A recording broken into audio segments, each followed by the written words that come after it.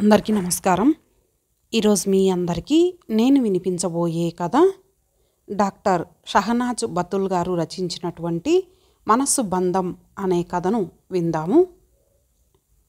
కూరగాయల సంచి మోసుకుంటూ ఎండలో ఒక్కడినే వస్తున్నాను. బాగా ఎండగా ఉంది. సూర్యుడు తన ప్రతాపాన్ని చూపిస్తున్నాడు. కళ్ళు తిరుగుతున్నట్టు ఉన్నాయి. అంతా మసక మసకగా కనిపిస్తుంది. తర్వాత ఏమైందో తెలియదు. స్పృహ వచ్చేసరికి నేను ఎక్కడో ఇంటిలో మంచం మీద పడి ఉన్నాను. ఇది ఎవరి ఇల్లు? నాకు ఏమీ అర్థం కాలేదు. ఇది మా ఇల్లు కాదే. లేవబోయాను. నీరసంగా ఉంది. పడుకోండి, నీరసంగా ఉన్నారు అన్నాడు ఒక అబ్బాయి. నువ్వు ఎవరు బాబు? నేను ఎలా వచ్చాను ఇక్కడికి అని అడిగాడు. మానవత్వం మిమ్మల్ని ఇక్కడికి తీసుకొచ్చింది. నాకేమీ అర్థం కాలేదు. ఆశ్చర్యంగా చూశాను అతని వైపు.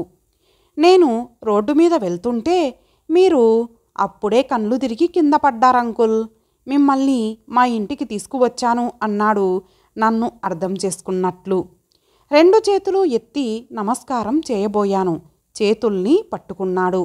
అంకుల్, మీరు పెద్దవారు. మీరు నాకు నమస్కారం పెట్టకూడదు అన్నాడు. నేను వెళ్తాను అని లేవబోయాను. వద్దు అంకుల్, కాసేపు రెస్ట్ తీసుకోండి. నన్ను అంకుల్ అని పిలవద్దమ్మా. నేను ఈ కాలం వాడిని కాదు కదా. బాబాయ్ అని పిలువు ప్రేమగా అన్నాను. బాబాయ్ చాలా బాగుంది నాకు. బాబాయిలు పెదనాన్నలు లేరు. నాన్న కూడా లేడు అన్నాడు. నా మనసుకి ఎందుకో చాలా బాధ కలిగింది. పాపం మీ అమ్మగారు పెంచారా మిమ్మల్ని అడిగాను. అవును బాబాయ్, మా అమ్మ ఆ కాలంలో డిగ్రీ చదివింది. ఉద్యోగం చేస్తూ నన్ను పెంచింది. ఇంట్లో ఎవరూ లేరా అడిగాను. మా ఆవిడ ఉంది. బాబు నిద్రపోతున్నాడు అని చెప్పి భార్యని పిలిచాడు. వంటగదిలో ఉండిందనుకుంటా. చేతులు చెంగుతో తుడుచుకుంటూ వచ్చింది. నమస్కారం మామయ్య అన్నది. మా ఆవిడ శ్వేత. మీకు ఎవరున్నారో చెప్పండి బాబాయ్, వాళ్లకు ఫోన్ చేస్తాను అన్నాడు. నాకు ఎవరూ లేరు. శ్వేత లోపలికి వెళ్ళి ప్లేట్లో ఉప్మా పెట్టి తీసుకొచ్చింది. అప్పుడే చేసినట్టుంది. వేడివేడిగా ఉంది. బాబాయ్, మీరు ఏమీ తినలేదేమో. కళ్ళు తిరిగి పడ్డారు. మీరు చాలా నీరసంగా ఉన్నారు. ఈ ఉప్మా తింటే కొంచెం శక్తి వస్తుంది. ఎవరి అబ్బాయి? ఏమిటి బంధం? ఈ అబ్బాయికి నాకు ఏదో బంధం ఉంది. కన్న కొడుకులు వదిలేసి విదేశాలకు వెళ్ళిపోయారు. నన్ను ఎంతో బాగా చూసుకునే శ్రీమతి నన్ను వదిలి సుదూర తీరాలకు వెళ్ళిపోయింది. నాకు హోటల్ తిండి పడదు. నా సీత చాలా బాగా వండేది. నేనే వండుకొని తింటున్నాను. నిన్న ఏమీ తినాలని అనిపించలేదు. తినలేదు. నీరసంగా ఉన్నాను. ఎండ బాగా ఉండింది. నన్ను తనింటికి తీసుకొచ్చాడు. ఈ కాలంలో ఎవరు ఇలా చేస్తున్నారు? ఆ అబ్బాయి ఇచ్చిన ఉప్మా తిన్నాను. ఇంటి తిండి తింటున్నాను. హాయిగా ఉంది. టీ ఇచ్చింది. దానితో టాబ్లెట్ ఇచ్చాడు. నువ్వు డాక్టర్వా? కాదు బాబాయ్, ఇది మల్టీవిటమిన్ టాబ్లెట్. మీకు నీరసం పోవటానికి. టీ తాగి టాబ్లెట్ వేసుకున్నాను. నిజంగానే చురుకుదనం వచ్చేసింది. మంచం మీద నుండి లేచాను. కాసేపు అటూ ఇటూ నడిచాను. బాబాయ్, మీకు పిల్లలు లేరా? 2 కొడుకులు. 2 విదేశాలలో ఉన్నారు. బాబాయ్, మీరు ఎక్కడికి వెళ్ళవద్దు. మా దగ్గరే ఉండిపోండి. నేను 10వ తరగతి చదివేటప్పుడు నాన్నగారు పోయారు. మీలో నాన్నను చూసుకుంటాను. నా కళ్ళల్లో నీళ్లు తిరుగుతుండగా ఆ అబ్బాయిని హృదయానికి హత్తుకున్నాను. తల పైకెత్తినప్పుడు గోడకు దండ వేసి ఉన్న ఫోటో కనిపించింది. ఈ ఫోటో మా నాన్నగారిది.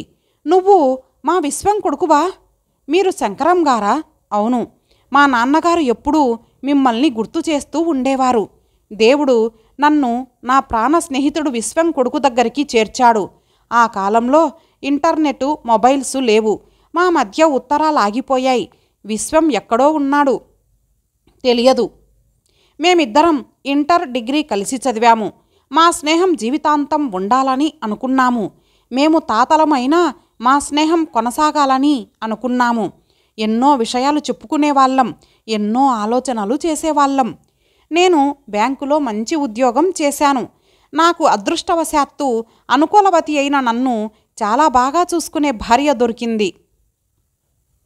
కానీ నేను పదవీ విరమణ చేసిన సంవత్సరానికి తను నన్ను వదిలి సుదీర తీరాలకు వెళ్ళిపోయింది. బాబాయ్, మీరు మా ఇంటికి వచ్చేయండి. నేను మిమ్మల్ని కన్న తండ్రిలాగా చూసుకుంటాను. మీలో మా నాన్నని చూసుకుంటాను. నాన్నగారు చెప్పారు మిమ్మల్ని కలవమని. కానీ మీరు ఎక్కడ ఉంటారో తెలియదు. ఫేస్బుక్ కూడా వెతికాను, దొరకలేదు అన్నాడు. మళ్ళీ 2 చేతులు చాచి ఆ అబ్బాయిని హృదయానికి హత్తుకున్నాను. నేను నాకు కొడుకుని కౌగిలించుకున్న అనుభూతి కలిగింది. 2 కొడుకులు ఇంటిని కూడా అమ్మేసి ఆస్తులు పంచుకొని వెళ్ళిపోయారు. మీకు పెన్షన్ ఉంది కదా నాన్న, అదొక్కటి మీకు చాలు కదా. మీరు వండుకోలేకపోతే వృద్ధాశ్రమంలో చేరిపోండి అని సలహా ఇచ్చి వెళ్ళిపోయారు. ఈ కాలం మనుషులకు ఇదేం పిచ్చి నాకు అర్థం కాదు. ప్రతి ఒక్కరూ విదేశాలకి వెళ్ళిపోతున్నారు.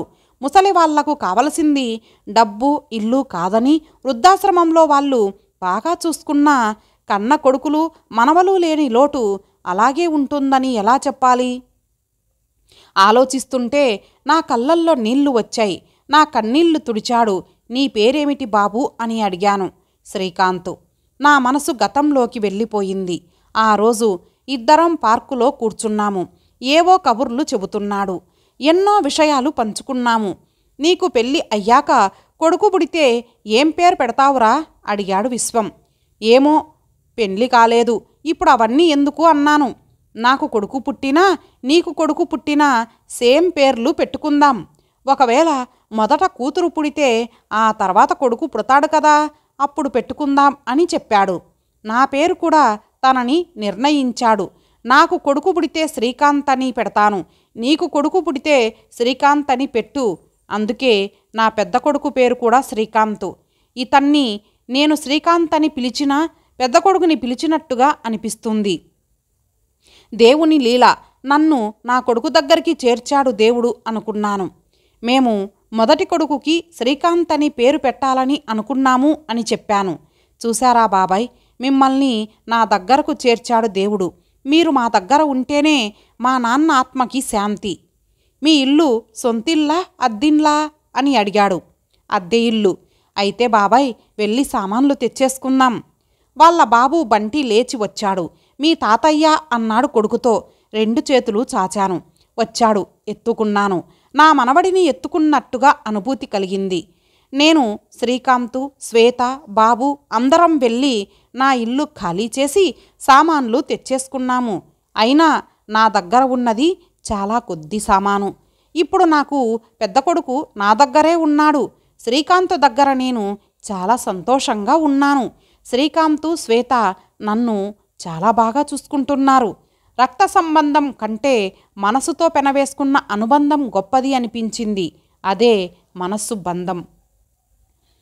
ఇంతటితో ఈ కథ సమాప్తం.